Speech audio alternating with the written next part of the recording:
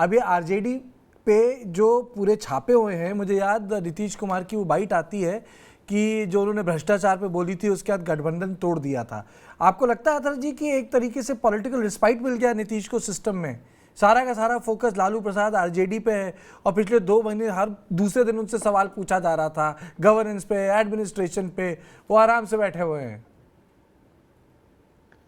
देखिए, जो नीतीश जी की जो छवि है वो एक सुशासन बाबू वाला, तो वो तो उसको कैरी फॉरवर्ड करना चाहते हैं, और उनके जो एस्पिरेशंस हैं, चाहे ना भी कहें, आने वाले 24 में एक जो केंद्रीय राजनीति है उसके लिए बहुत ही जग जाहिर है। तो वो अभी तो लेके चलेंगे इस अलायंस को। और इसमें मैं एक चीज और कहूंगा कि जो बात आई थी कि दिल्ली और बिहार में क्या फर्क है, इसमें मैंने जो ऑब्जर्व किया है कि ये जो मौजूदा जो बीजेपी है, ये ओबीसी और दलित आइडेंटिटी पॉलिटिक्स को लेके थोड़ा सा डिफेंसिव रहते हैं, और इसमें वो चीज मुझे नहीं दिखेगी जो बिहार में और जिस तरह से खुल के उन्होंने दिल्ली में किया है। तो वो भी एक बहुत बड़ा फैक्टर है, एक लार्जर कंसोलिडेशन होना। और ये जितनी भी आइडेंटिटी पॉलिटिक्स होती है ओबीसी और दलित की, वो अपने लीडरशिप के प्रति लेकिन उनकी बड़ी अतर जी, ओबीसी पॉलिटिक्स में भारतीय जनता पार्टी ने तो जिसे कह सकते हैं सेंध लगा दी, जैसे दलित पॉलिटिक्स है, मतलब dominant OBC, lesser dominant OBC, जैसे यूपी में तो उनके लिए तो अच्छा है, ये एंटी एमवाई उनके लिए है कि आप यादव को किनारे कीजिए और बाकी ओबीसी को एड्रेस कीजिए। तो आपने मेरी बिल्कुल बात सही कही कि यूपी में भी बहुत डोमिनेंट 2 लीडर्स हैं। वहां पे भी आप देखिए उनकी अपोजिशन उतनी ही स्टार्क है बीजेपी के प्रति, बट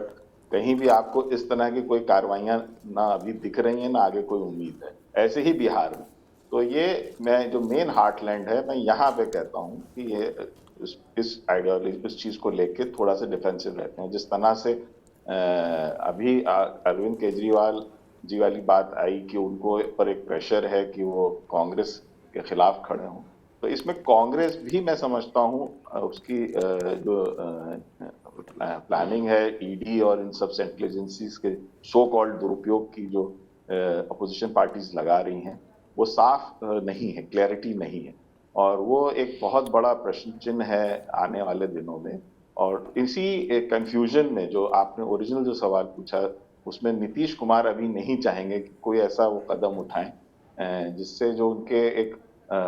दिल के जो एस्पिरेशंस हैं, जो एक सेंट्रल लीडरशिप, अगर कोई भी एक ऐसा चांस बनता है तो वो वहां तक पहुंच पाए, और वो उसी उम्मीद में अभी ये अलायंस को मजबूत रखेंगे। और मुझे लगता है कि वो आरजेडी के साथ एज अलायंस पार्टनर बहुत स्ट्रांग भी दिखेंगे। जी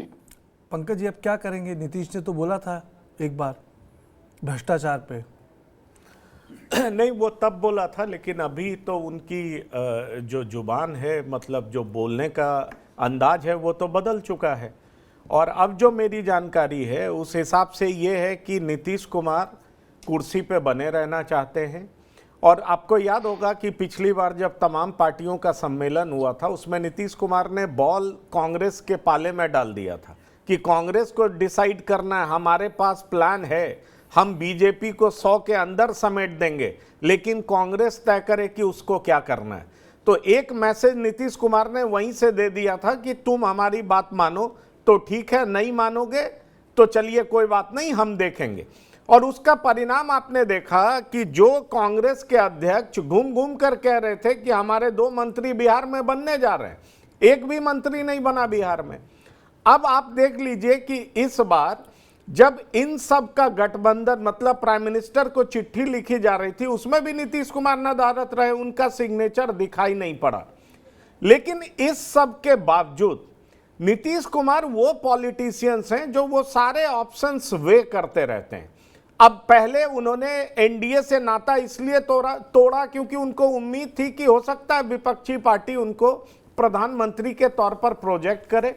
या सियासी समीकरण में कोई ऐसा सिचुएशन बने जिसमें प्रधानमंत्री बनने की चाहत उनकी पूरी हो सके। लेकिन अगर ऐसी पूरी नहीं भी होती है तो पोस्ट पोल अगर मान लीजिए बीजेपी की स्थिति अच्छी रहती है, तो यह सोचना बहुत ही गलत होगा कि नीतीश कुमार एनडीए के पाले में नहीं जा सकते, क्योंकि नीतीश कुमार वो फैक्टर हैं। आप किसी भी पार्टी की बात कर लें, सबसे रिश्ते उनके इतने मधुर हैं कि किधर भी वो खिसक सकते हैं। इसलिए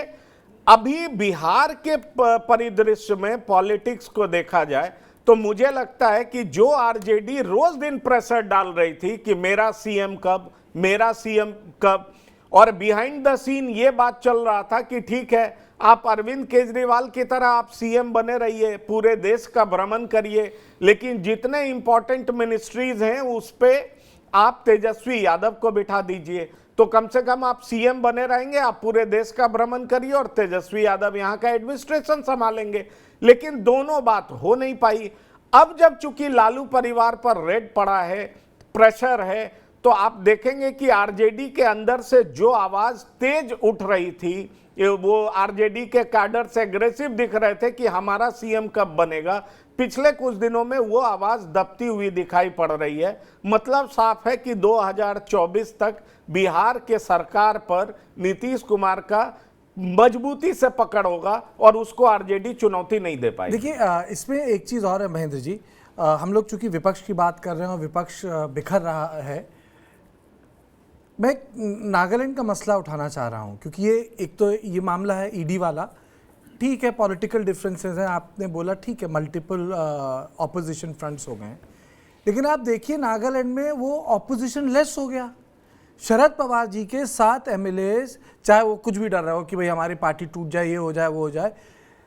उन्होंने एक मेजॉरिटी कोएलिशन को सपोर्ट कर दिया, नेफेरियो को, जिनके पास प्रचंड बहुमत है, बीजेपी और नेफेरियो के पास प्रचंड। और जो जदयू का जो एमएलए था उसने जाके अपना लेटर ऑफ सपोर्ट दे दिया। वहां जदयू की सेंट्रल लीडरशिप ने वहां की स्टेट यूनिट डिस्बैंड कर दी, कांग्रेस पार्टी को 0 सीट मिली, आधी लड़ी। तो ये जो पॉलिटिकल डेवलपमेंट है, मैं इस इन्फोर्समेंट डायरेक्टरेट के कॉन्टेक्स्ट में इसलिए कह रहा हूं, ये अपने आप में प्रबल है। जैसे अब हम कह रहे हैं डिसयूनाइटेड ऑपोजिशन, यहाँ तो सत्ता पक्ष का एक इतना बड़ा चेहरा शरद पवार, जिसे कहा जाता है कि पॉलिटिकल ग्लू माने जाते हैं, वो वहाँ सब बीजेपी की सरकार में शामिल हो गए। यानी लगता नहीं है कि विपक्ष एक हो सकता है किसी भी इशू पे। नहीं, देखिए, निश्चित रूप से जिस तरीके से विपक्ष जो है, अभी एक बार लगा था जब नीतीश कुमार जो है अलग हुए थे और उन्होंने ताबड़तोड़ जो है विपक्ष के नेताओं के साथ बैठकें की थी, मीटिंग की थी, तो ऐसा लग रहा था कि विपक्ष को जो है एक प्लेटफॉर्म पे आ सकता है। लेकिन विपक्ष खुद ही बटा हुआ है, और एकदम सही कहा सुनील जी ने कि जो गैर भाजपा और गैर कांग्रेस विपक्ष है, क्योंकि कुछ विपक्षी पार्टियां हैं जिनका अस्तित्व जो है इस पे निर्भर करता है कि कांग्रेस, उस राज्य में कांग्रेस का क्या अस्तित्व होगा। और जहां तक नागालैंड का बात है, निश्चित रूप से नागालैंड में मुझे जो लगता है कार्तिकेय कि नेफ्यू रियो ज्यादा इंपॉर्टेंट है भारतीय जनता पार्टी से। तो जो भी सपोर्ट जो है वहां पे मिला है एनसीपी का या जेडीयू का, वो सपोर्ट नेफ्यू रियो को मिला है, और वो वहां पे नागालैंड की राजनीति में उनका एक अलग जो है वर्चस्व है। लेकिन जहां तक विपक्षी एकता का प्रश्न है, बार बार ये सवाल उठता है कि क्या जिस तरीके से एक समय जो गैर कांग्रेसवाद था उसके नाम पे पूरा का पूरा विपक्ष जो है अपनी विचारधारा को त्यागते हुए एक साथ आ जाता था और लड़ता था, क्या आज जो है ऐसा विपक्ष जो है गैर भाजपावाद के नाम पे एकत्रित हो सकता है? मुझे नहीं लगता है, क्योंकि ये पूरा का पूरा बटा हुआ है। नंबर 1, नंबर 2, जो इनकी अपने राज्य में चुनौतियां हैं, चाहे आप बिहार देख लीजिए, चाहे आप जो है उत्तर प्रदेश देख लीजिए, चाहे आप जो है तेलंगाना देख लीजिए, आप आंध्र प्रदेश देख लीजिए, क्योंकि अगर कांग्रेस के साथ भाजपा के खिलाफ ये लोग खोल के सामने आते हैं तो इनका राज्यों में अपना अस्तित्व जो है इन क्षेत्रीय दलों का खतरे में पड़ जाएगा। तो ये एक अजीब राजनीतिक विडंबना हो गई है इस समय भारतीय राजनीति की, कि विपक्ष चाह के भी, हालांकि जिस तरीके से तमाम दलों के जो है लोगों ने ईडी के खिलाफ और सीबीआई के खिलाफ प्रधानमंत्री को चिट्ठी लिखी, ऐसा लग रहा था कि हाँ एक कोई प्लेटफॉर्म है जिसपे ये लोग आने की कोशिश कर रहे हैं, लेकिन फिर अगले दिन कुछ ऐसा राजनीतिक घटनाक्रम हो जाता है कि लगता है कि नहीं, ये साथ नहीं आ सकते। तो अभी तक, अब चुनाव में बहुत दिन नहीं बचे हुए हैं, तो अभी तक विपक्ष को जिस तरीके से लामबंद होने की आवश्यकता थी, जिस तरीके से एक साथ आने की आवश्यकता थी, मुझे नहीं लगता है कि ऐसा करने में विपक्ष को कोई एक सक्षम नेतृत्व मिल रहा है। जिस तरीके से आप देखिए कि मतलब कांग्रेस एक लीडरशिप देती थी सोनिया गांधी के नेतृत्व में, कि विपक्षी पार्टियां सोनिया गांधी की लीडरशिप को एक्सेप्ट करके जो है